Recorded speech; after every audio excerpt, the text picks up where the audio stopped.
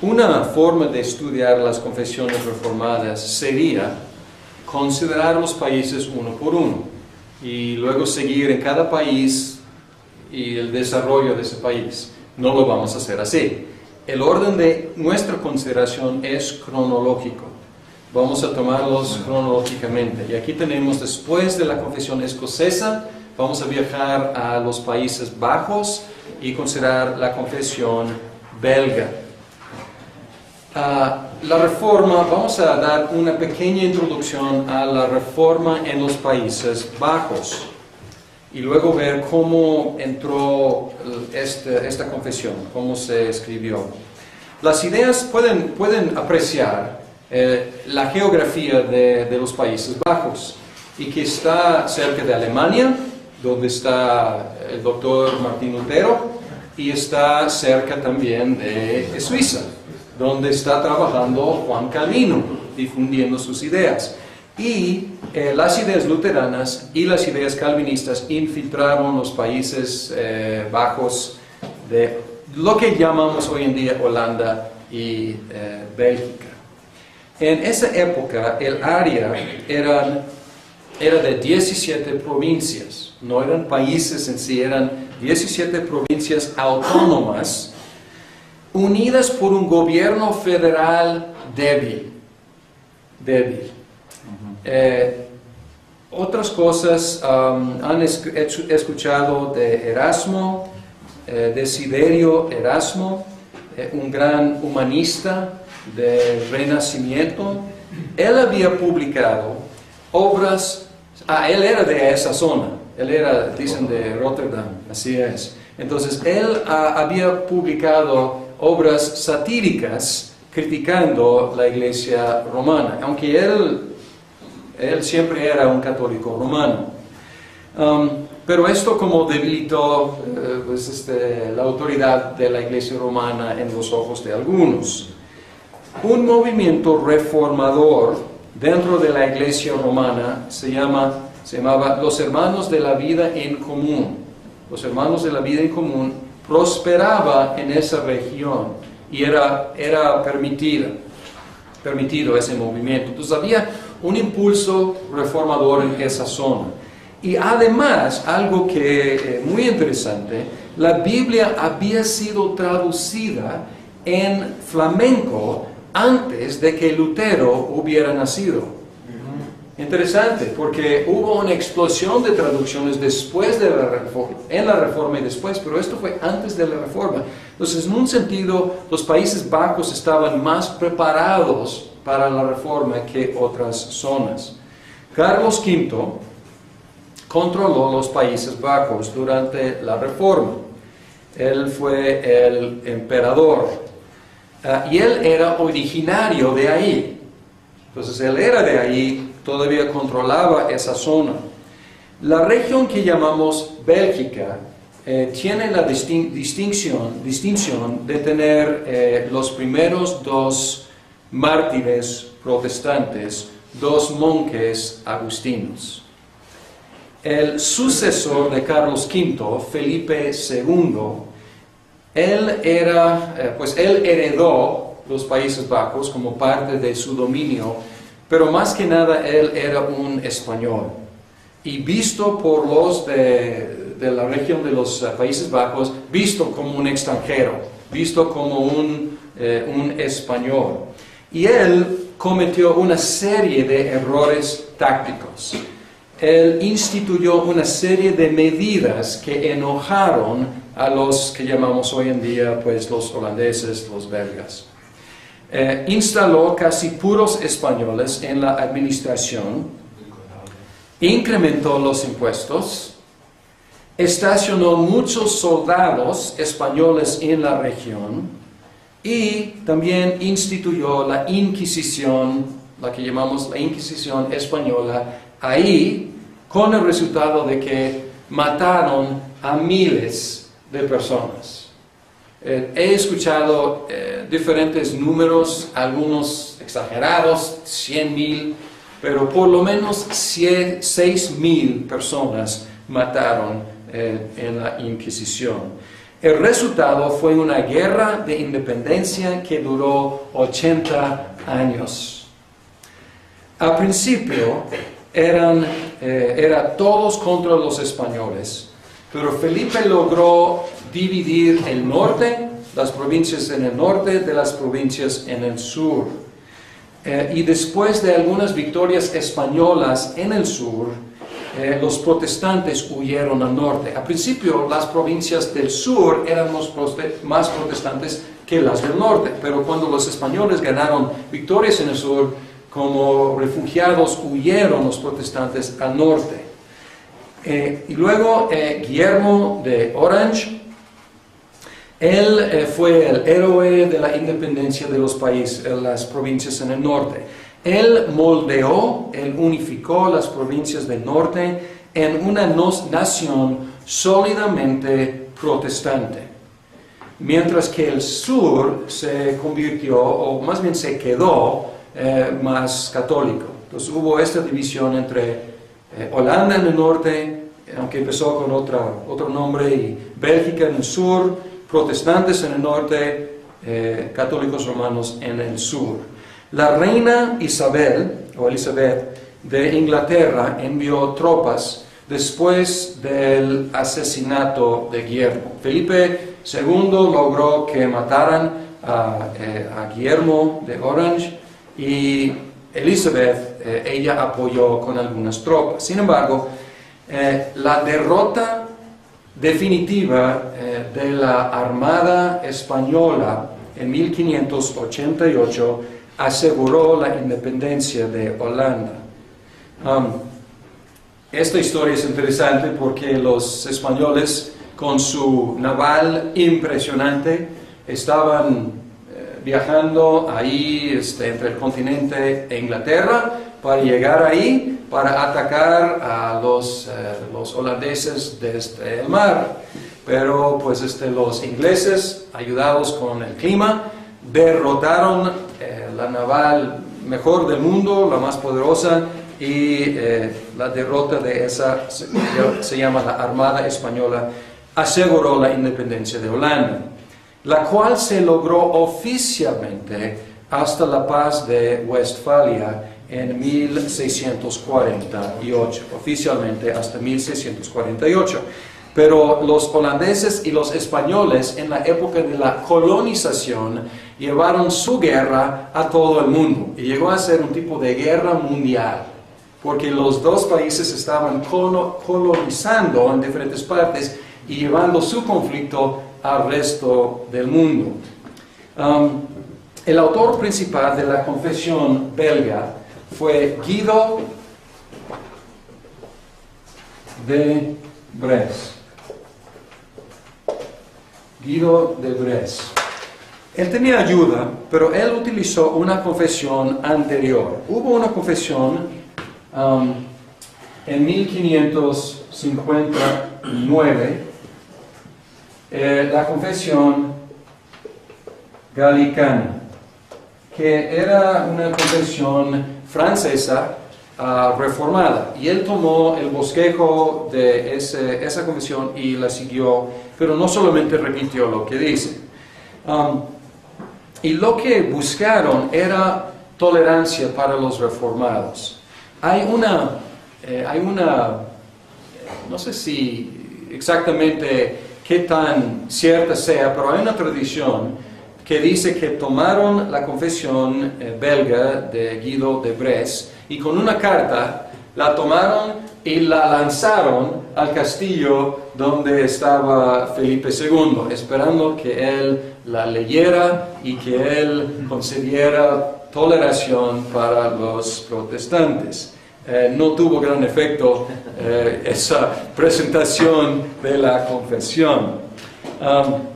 Empezando en 1566, fue adoptada por una serie de sínodos y se convirtió, junto con el Catecismo de Heidelberg, que vamos a estudiar más adelante, el símbolo doctrinal de las iglesias reformadas en los Países Bajos y en todas sus colonias alrededor del mundo.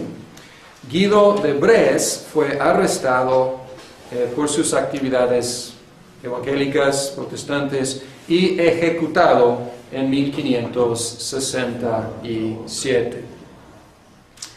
La enseñanza de la confesión. En general, la confesión está organizada en una forma más lógica que la escocesa. Además, incluye algunos textos bíblicos, algo que algunos de ustedes ya notaron, algunos textos bíblicos dentro de los artículos, y también pues después una lista de textos que apoyan las declaraciones. Igual que otros documentos reformados, comparte las doctrinas católicas, no romanas, pero universales, y calvinistas. Se opone a algunas doctrinas romanas, pero no en un tono tan bélico. A lo mejor un tono bélgico, pero no tan bélico. O sea, no es ameno porque buscaban toleración. Menciona por nombre a muchos herejes condenados en los concilios ecuménicos y tiene esto en común con la escocesa.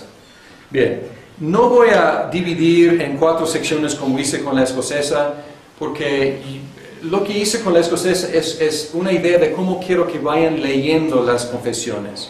Si encuentran algo de los concilios ecuménicos, hacer una observación. Es lo que hice en la primera, con la confesión escocesa.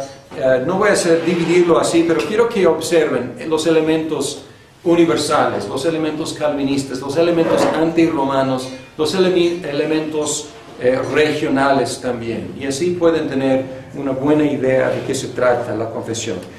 Lo que voy a hacer aquí es simplemente anotar unos aspectos de esta confesión que sobresalen y algunas observaciones de la teología reformada holandesa. Y esto tiene mucho que ver con algunas cosas son exactamente iguales que las de la escocesa, pero otras cosas un poco diferentes. Bien, en el artículo 5 rechaza que la autoridad de la Biblia dependa de la iglesia. Dice aquí, no tanto porque la iglesia los acepta. Entonces aquí, igual que la escocesa, dice que la autoridad de la Biblia no depende de la iglesia.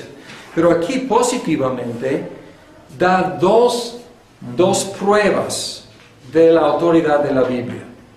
Y una prueba es interna, subjetiva, y otra prueba es externa, objetiva. Y vamos a encontrar algo similar en la Confesión de Fe de Westminster. Dice, no tanto porque la iglesia los acepte y los tenga por tales o los tiene por tales, sino sobre todo porque el Espíritu Santo nos da testimonio en nuestros corazones que son de Dios. Y 2, porque también tienen la prueba de ello en sí mismos cuando advertimos que los ciegos mismos pueden palpar que las cosas que en ellos se han predicho acontecen. Entonces, ¿qué dice? ¿Cómo sabemos que es palabra de Dios? Sabemos porque Dios testifica por su Espíritu Santo que es palabra de Dios dentro de nosotros. Pero algunos dirían, pues esto es muy subjetivo. Pero agregan algo objetivo. Y aquí apuntan que las cosas predichas en estas escrituras acontecen. Y dice aquí, hasta los ciegos pueden ver eso. ¿Cómo pueden no verlo ustedes? Bien, otro aspecto. El Concilio de Trento oficialmente aprobó los libros que llamamos apócrifos, que ellos llaman deuterocanónicos, en 1546. Entonces, unos que, pues una década y media antes. Y el artículo 6 explícitamente rechaza los libros apócrifos. En la escocesa mencionó solamente que recibimos los originalmente canónicos, pero aquí explícitamente por nombre rechaza. El artículo 6 se dedica a eso. También el artículo 9. tiene una perspectiva muy positiva sobre los concilios y los credos ecuménicos. Por ejemplo, casi terminando la página 29, en el artículo 9, dice: aceptamos gustosamente los tres, dice creo que está mal escrito aquí, sumarios de la fe, a saber, el de los apóstoles, el de Nicea y el de Atanasio, así como también lo que fue resuelto por los antiguos en conformidad con estos sumarios. Probablemente cuando dice apóstoles, ya sabemos qué es. Cuando dice de Nicea, probablemente está hablando del credo niceno-constantinopolitano, y de Atanasio, que ya sabemos que no es de Atanasio, pero pues es un excelente resumen de la doctrina de la Iglesia Universal. Entonces aquí su perspectiva es muy positiva. Aceptamos esto con agrado. Además, como la escocesa, presenta la doctrina de la providencia en el artículo 12. Y lo hace con un tacto muy pastoral. No es para espantar a nadie, más bien es para... yo creo, estoy mal, está en artículo 13.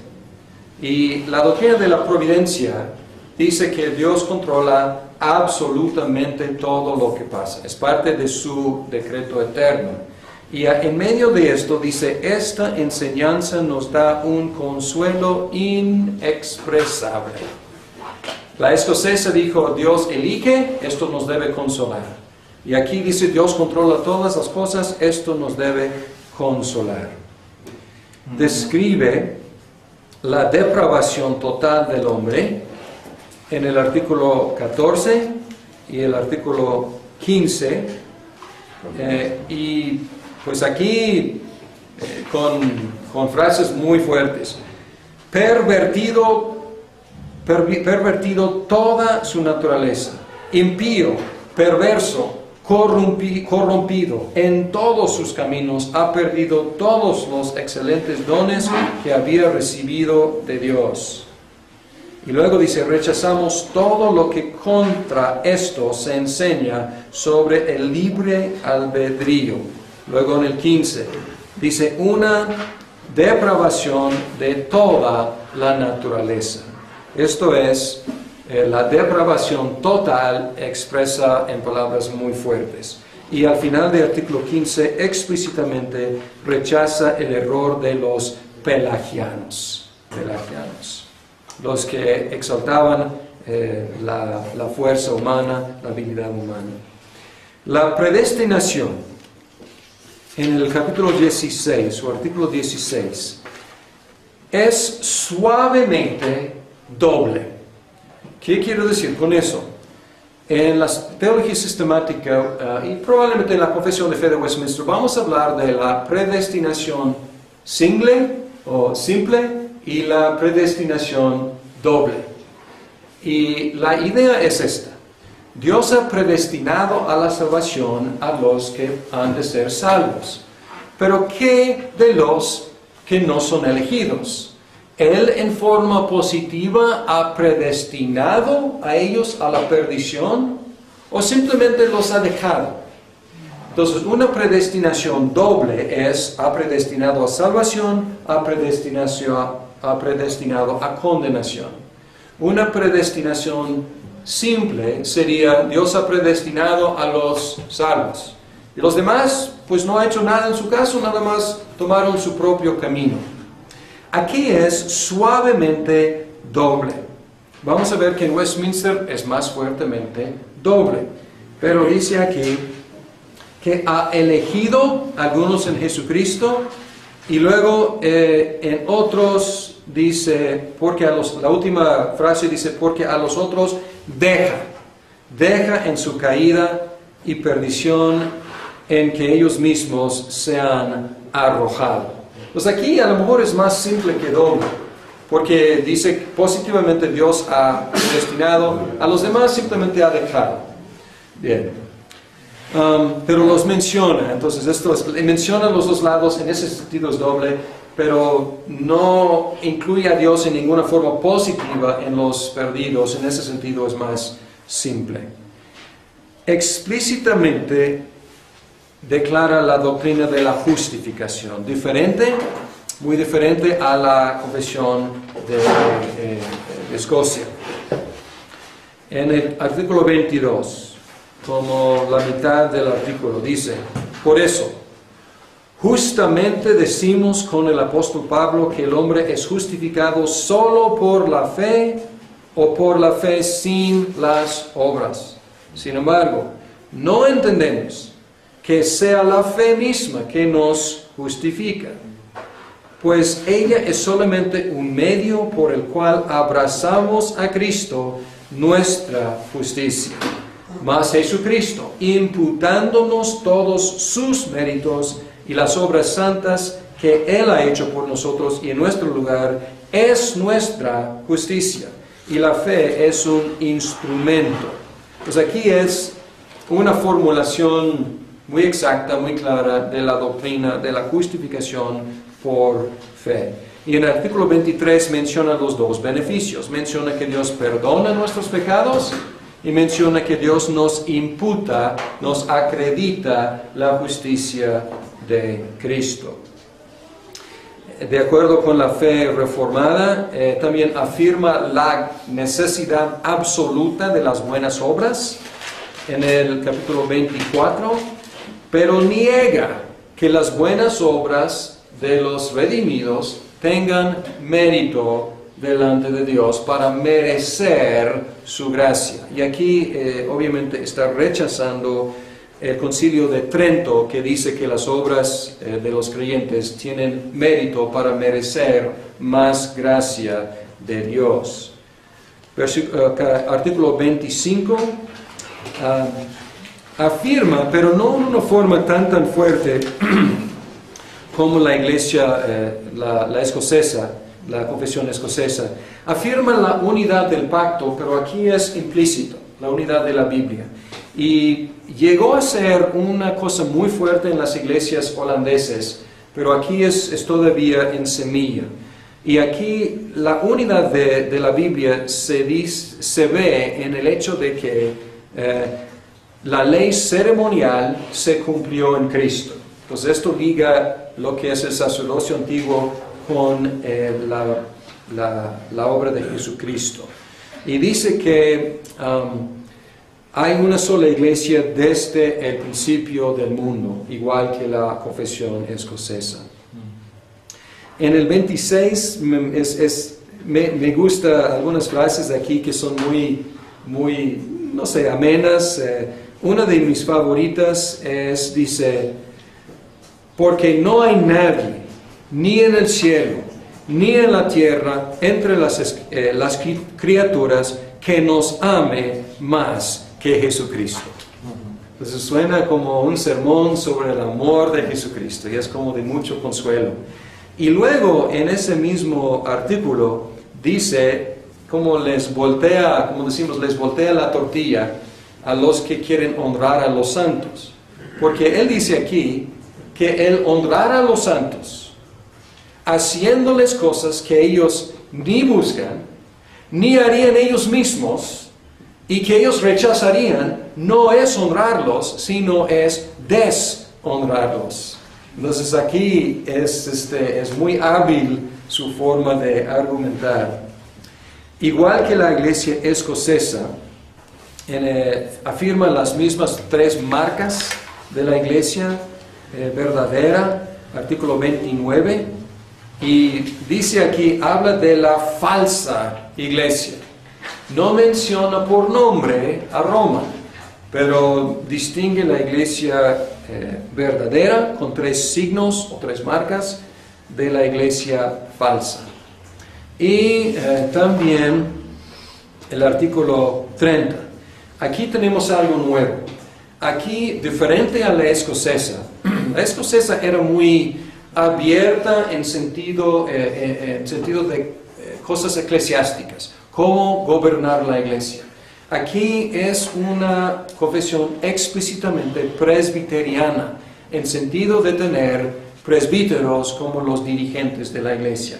Y aquí es un documento con 3 oficios. Menciona ministros o pastores, ancianos y diáconos. Y dice que estos forman el consejo de la iglesia, los pastores, los ancianos y los diáconos. Entonces es explícitamente presbiteriano. Hay un debate posterior si hay 2 o 3 oficios, si el pastor y el anciano es realmente un solo oficio o si son 2, pero aquí son 3 oficios. Calvino agregaba a esta lista los doctores. Él tenía otra, él distinguió entre maestros y pastores. Los maestros son los doctores de la iglesia, básicamente los profesores. Pero aquí tenemos 3 oficios, Calvino tenía 4 y otros tienen solo 2, pero todos estos sistemas son explícitamente presbiterianos. Y también menciona que estos deben ser elegidos por la congregación, artículo 31.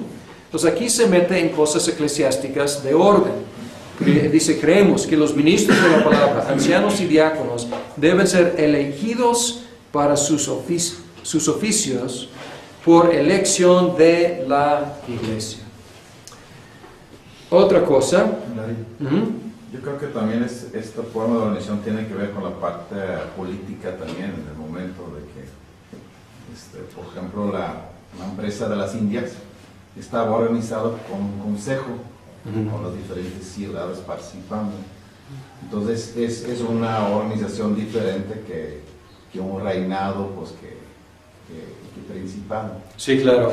Y es un punto interesante porque tengo un amigo pastor que él dice, llámese como se llame, el gobierno de la iglesia tiende a imitar el gobierno del país en el cual vive.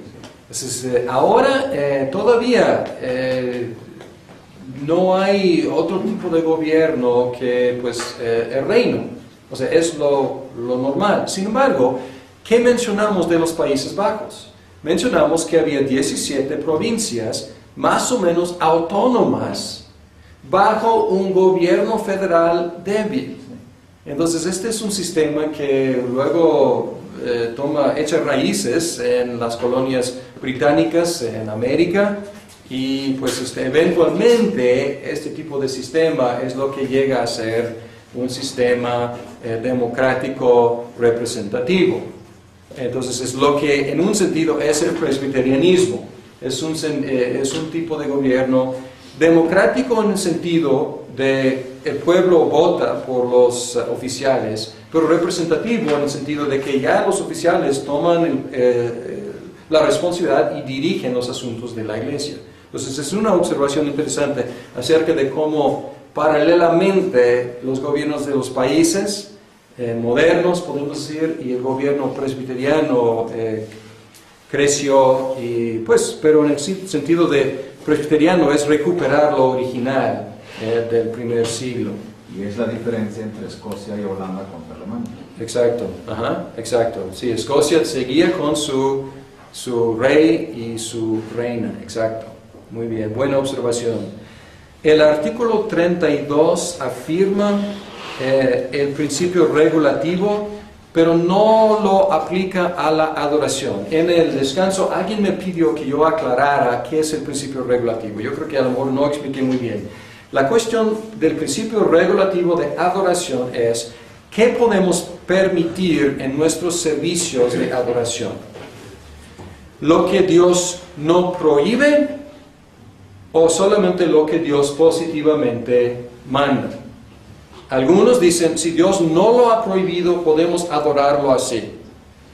Y otros, los reformados, decimos, no, necesitamos tener un mandato explícito de Dios para incluir algo en el servicio de adoración a Dios. Y aquí dice aquí, por esto desechamos todo invento humano y todo, pues es repetitivo. ¿No? Y todo invento humano, aquí hay repetición. Y dice, y todas leyes que se quieren introducir para servir a Dios. Entonces aquí es vago, pero probablemente está hablando de estas innovaciones en la adoración. La doctrina de los sacramentos es calvinista. El artículo 35, y aquí es explícitamente contra la perspectiva luterana y contra la perspectiva romana. Y pueden haber algunas frases contra Lutero, porque dice aquí, recibimos en nuestra alma para nuestra vida espiritual por la fe el verdadero cuerpo y la sangre de Cristo. Y luego después dice, no es la boca, sino el espíritu por la fe. Y aquí es contra Lutero, que los luteranos dicen que recibimos a Cristo por la boca, a recibir la comunión. Y los reformados no, recibimos en nuestra alma por la fe. Pero recibimos el verdadero cuerpo y la verdadera sangre de Cristo, no físicamente, sino por fe. Es un punto entre los extremos en cuanto a los sacramentos. Y la última cosa que quiero mencionar es en el artículo 36. Aquí tenemos el texto original, pero se modificó, porque igual cometieron el mismo error que los escoceses, y yo digo que es un error. A lo mejor bajo Guillermo de Orange no era peligroso, pero ¿qué tal si otro llega a tener las riendas de poder? Al principio de página 42, en medio del artículo 36, dice, su oficio no es solo observar y velar por el gobierno, sino también mantener el santo culto de la palabra para exterminar y destruir toda superstición y falso culto de Dios, para romper y desbaratar el reino del anticristo y hacer promover el reino de Jesucristo, y hacer promover en todas partes la palabra del Evangelio, a fin de que Dios sea de todos servido y honrado como Él lo manda en su palabra. Aguas, cuidado, es muy peligroso, porque está diciendo otra vez que el gobernante civil tiene todas estas responsabilidades que realmente no son suyas. ¿De quiénes son? Son de la iglesia. Y aquí vemos todavía una mezcla. No debemos juzgarles demasiado duramente. ¿Por qué? Porque nosotros vivimos en otra época. Sabemos qué es la libertad religiosa. Ellos no sabían. Era una idea cuyo tiempo no había llegado. Y por lo tanto, pues visto desde nuestra perspectiva, este artículo es peligroso, y la historia demuestra que sí fue peligrosa. Sin embargo, debemos recordar su contexto histórico para entender por qué vieron el gobierno con estas ideas. Bien, hasta ahí la confesión belga. Quiero terminar con la opinión de Philip Schaff. Philip Schaff, que compuso el libro Los 3 tomos de los credos, confesiones de las iglesias.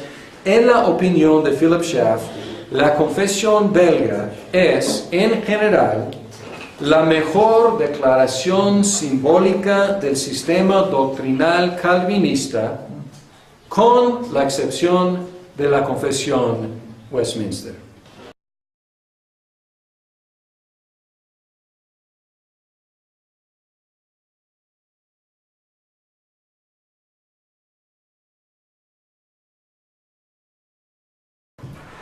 Una forma de estudiar las confesiones reformadas sería considerar los países uno por uno y luego seguir en cada país y el desarrollo de ese país. No lo vamos a hacer así.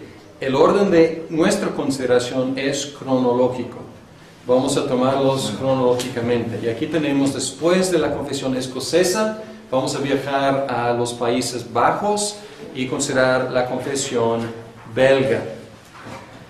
La reforma, vamos a dar una pequeña introducción a la reforma en los Países Bajos y luego ver cómo entró esta confesión, cómo se escribió. El sucesor de Carlos V, Felipe II, él heredó los Países Bajos como parte de su dominio, pero más que nada él era un español y visto por los de la región de los Países Bajos, visto como un extranjero, visto como un español. Y él cometió una serie de errores tácticos. Él instituyó una serie de medidas que enojaron a los que llamamos hoy en día pues, los holandeses, los belgas. Instaló casi puros españoles en la administración, incrementó los impuestos, estacionó muchos soldados españoles en la región y también instituyó la Inquisición, la que llamamos la Inquisición española. Valerio Erasmo, un gran humanista del Renacimiento, él había publicado obras, él era de esa zona, él era, dicen, de Rotterdam, así es. Entonces, él había publicado obras satíricas criticando la Iglesia romana, aunque él siempre era un católico romano. Pero esto como debilitó la autoridad de la Iglesia romana en los ojos de algunos. Un movimiento reformador dentro de la Iglesia romana se llamaba los Hermanos de la Vida en Común. Los Hermanos de la Vida en Común prosperaba en esa región y era permitido ese movimiento. Entonces había un impulso reformador en esa zona. Y además, algo que muy interesante, la Biblia había sido traducida en flamenco antes de que Lutero hubiera nacido. Interesante, porque hubo una explosión de traducciones después de la reforma, en la reforma y después, pero esto fue antes de la reforma. Entonces, en un sentido, los Países Bajos estaban más preparados para la reforma que otras zonas. Carlos V controló los Países Bajos durante la reforma. Él fue el emperador y él era originario de ahí. Entonces, él era de ahí, todavía controlaba esa zona. La región que llamamos Bélgica tiene la distinción de tener los primeros dos mártires protestantes, dos monjes agustinos. Las ideas pueden apreciar la geografía de los Países Bajos y que está cerca de Alemania, donde está el doctor Martín Lutero, y está cerca también de Suiza, donde está trabajando Juan Calvino, difundiendo sus ideas. Y las ideas luteranas y las ideas calvinistas infiltraron los Países Bajos de lo que llamamos hoy en día Holanda y Bélgica. En esa época el área era de 17 provincias. No eran países en sí, eran 17 provincias autónomas unidas por un gobierno federal débil. Otras cosas han escuchado de Erasmo, de